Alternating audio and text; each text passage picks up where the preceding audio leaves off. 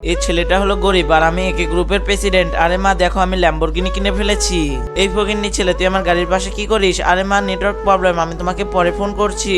আরে ম্যাম আমি বুঝতে পারিনি এটা আপনার গাড়ি। আচ্ছা ঠিক আছে, এভাবে আর কারো গাড়ির সামনে গিয়ে ছবি তুলবে না। আমার মায়ের অনেক স্বপ্ন আমি এমন একটা গাড়ি কিনি। ম্যাম আপনি যদি কষ্ট পেয়ে থাকেন তাহলে আমাকে মাফ করে দিবেন। আরে এই ছেলেটা তো অনেক গরিব কিন্তু এর মনটা তো অনেক পরিষ্কার। আরে ছেলে যা হয়েছে ভুলে যাও, কালকে থেকে তুমি একে গ্রুপের অ্যাসিস্ট্যান্ট, কালকে থেকে তুমি অফিসে আসবে। Thank you madam. আর যখনই আমি অফিসে বসে কাজ করতেছিলাম তখনই একজন এসে বলে তুমি এখানে কাজ করতে পারবে না, তুমি অ্যানি ম্যাডামের কাছে যাও, এখানে শুধু আমিই কাজ করব। আরে লিলি তুমি কি জানো এই প্রজেক্টটা করার জন্য রাহাত এখনো কিছুই খায়নি, তুমি এর সঙ্গে এটা কিভাবে করলে? রাহাত চলো তুমি এখন আমার সঙ্গে গিয়ে খাবে। আরে কি ব্যাপার, তুমি কখনো লুডুস খাওনি? খেয়েছি ম্যাডাম, মাসে একবার। আরে তোমরা এতই গরিব একটা লুডুসও খেতে পারো না? স্যার আমাদের কোম্পানিকে একটু সাহায্য করুন। আরে আমি সাহায্য করতে পারবো না, তারপরে যেটা হয় তার আগে তুমি মন আল্লাহকে ভালোবাসলে লাইক এন্ড সাবস্ক্রাইব করে যাও এবং পার্ট 2 দেখতে চাইলে অবশ্যই কমেন্টে পার্ট 2 লিখো।